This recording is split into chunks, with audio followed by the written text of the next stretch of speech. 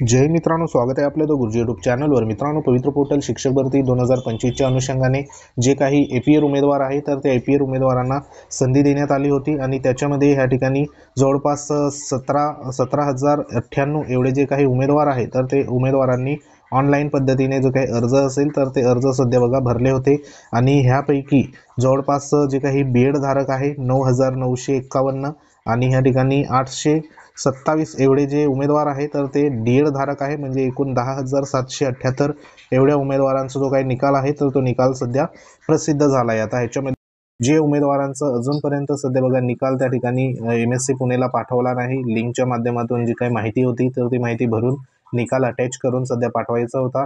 तर जवळपास 6,320 एवढे जे काही उमेदवार आहे तर ते उमेदवार अजून देखील बाकी आहे। आता त्या अनुषंगाने ह्या ठिकाणी जे काही निकाल जर तुमचा लागला असेल तर त्या उमेदवारांनी बघा 1 महिन्याच्या आत जे काही निकाल आहे तर तो निकाल परीक्षा परिषदेला सध्या बघा पाठवायचा आहे, जेणेकरून तुमचा जो काही टेट परीक्षेचा निकाल आहे तर तो सध्या त्या ठिकाणी प्रसिद्ध त्या ठिकाणी बघा केला जाईल। तर बाकी उमेदवारांच्या ज्या काही अडचणी आहे तर त्याच्यामध्ये बरेचशा बघा एपीआर उमेदवारांच्या कमेंट येत होत्या। त्याच्यामध्ये एक महत्त्वाची कमेंट म्हणजे ज्या उमेदवारांचं डीएड जे असेल तर ते सध्या बघा कंप्लीट आहे, परंतु जे काही बीएड त्या ठिकाणी एपीआर म्हणून जो काही फॉर्म भरत असताना तुम्ही एपीआर म्हणून भरलेला आहे, परंतु त्याच्यामध्ये तुमचं डीएड ह्या ठिकाणी कंप्लीट होतं आणि बीएडचं जे आहे तर ते बीएडचं सध्या प्रथम वर्षाचं एपीआर म्हणून सध्या भरून दिलेलं आहे। आता ह्याच्यामध्ये अशा उमेदवारांचा जो काही रिझल्ट आहे तर तो रिझल्ट सध्या बघा राखीव ठेवण्यात आला आहे, कारण बीएडचं तुमचं एपीआर असल्यामुळे आणि प्रथम वर्ष एपीआर त्या ठिकाणी टाकल्यामुळे तो रिझल्ट जो आहे तर तो रिझल्ट तुमच्याकडे असून सुद्धा बघा त्या ठिकाणी सेंड झालेला नाही। आता ह्याच्यामध्ये जी काही पात्रता होती, डीएड तुमचं ऑलरेडी झालेलं होतं, त्याच्यामध्ये डीएड झालेलं असताना जी काही पात्रता असते तर ती म्हणजे तुमची 1ली ते 8वी पर्यंत जो काही गट आहे, म्हणजे 1ली ते 5वी आणि 6वी ते 8वी या 2 गटासाठी बघा जे काही डीएड धारक असेल तर ते डीएड धारक आणि प्लस जो काही पात्रता परीक्षेचा जो काही पहिला पेपर असेल, टीईटी असेल किंवा सीटेट असेल तर असे उमेदवार देखील त्या ठिकाणी पात्र होत असतात। परंतु ह्याच्यामध्ये बीएडचं जे काही तुम्ही फॉर्म भरत असताना एपीआर म्हणून त्या ठिकाणी टाकलं गेल्यामुळे संबंधित उमेदवारांनी बीएडचा जो रिझल्ट आहे तर तो रिझल्ट सध्या बघा त्या ठिकाणी जमा न केल्यामुळे त्यांचा जो रिझल्ट आहे तर तो रिझल्ट तिथं होल्ड झालेला आहे। आता अशा उमेदवारांनी आपापल्या जे काही लिंक आहे तर ती लिंकवरती MSc पुणेची वेबसाईटवरती लिंक आहे, तसंच आपल्या टेलिग्राम चॅनलवरती देखील लिंक आहे, तर त्या ठिकाणी जाऊन तुम्ही आपापल्या पद्धतीने जो रिझल्ट आहे तुमचा तर तो अटॅच करा आणि MSc पुणेला सध्या पाठवा। आता तुमचं काही उमेदवारांचं जे काही रिझल्ट आहे तर तो रिझल्ट सध्या पब्लिश त्या ठिकाणी झालेला नसल्यामुळे जी काही वेबसाईट आहे तर त्या वेबसाईटवरती दिसत नाही।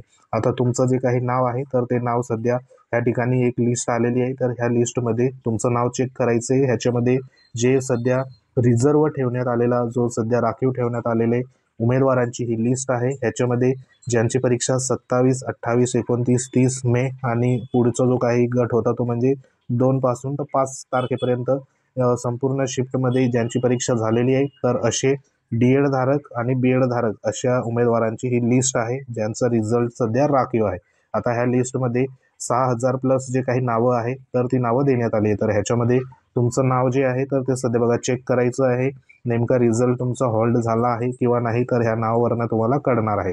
आणि असंही तुम्ही जर तुमचं मार्कशीट जर पाठवलं नसेल तर तो रिझल्ट आहे तर तो तुमचा टेट परीक्षेचं त्या ठिकाणी होल्ड होणार। तर ह्याच्यामध्ये नाव व्यवस्थित बघा तुम्ही चेक करून घ्या, जेणेकरून जो मार्कशीट आहे तर ते मार्कशीट तुमचं लवकरात लवकर MSc पुणेला सध्या पाठवून द्यायचं आहे। तर सध्या ही जी लिस्ट आहे तर ही लिस्ट सध्या इथं बघा देण्यात आली। ही लिस्ट तुम्हाला आपल्या टेलिग्राम चॅनलवर अवेलेबल आहे, लिंक व्हिडिओच्या डिस्क्रिप्शनमध्ये देण्यात आली, तिथे जाऊन तुम्ही ही डाउनलोड करून तुमचं जो काही रजिस्ट्रेशन नंबर असेल, रोल नंबर असेल तर ही माहिती इथं देण्यात आली आहे आणि संबंधित उमेदवाराचं नाव इथं देण्यात आलं आहे। आता ह्याच्यामध्ये बरेचसे उमेदवार आहे ज्यांचं डीएड कंप्लीट आहे, परंतु या ठिकाणी बीएडचं किंवा जे काही मार्कशीट आहे तर ते मार्कशीट सध्या बघा तिथं पाठवलं न गेल्यामुळे जो काही रिझल्ट आहे तर तो रिझल्ट सध्या तुमचा होल्ड झालेला आहे आणि रिझल्ट बघताना त्या ठिकाणी तुमचं इनव्हॅलिड सध्या बघा लॉग इन सध्या दाखवत आहे। तर हा जो रिझल्ट आहे तर हा रिझल्ट बघा हे जे उमेदवार आहे यांनी लवकरात लवकर पाठवा, जेणेकरून तुमचा देखील